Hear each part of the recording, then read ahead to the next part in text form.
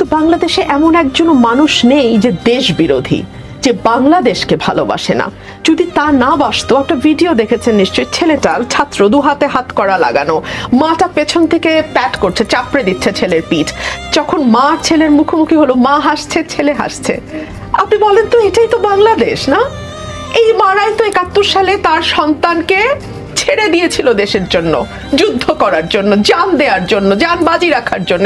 সেই মারাই তো আজকে তার সন্তানের পাশে দাঁড়াচ্ছে। আপনি জানেন, কিছু মা, দরিদ্র মা, তারা কিছু খাবার দিয়েছিল ছেলেদের যারা রাস্তায় আন্দোলন করছে, ছাত্রদের।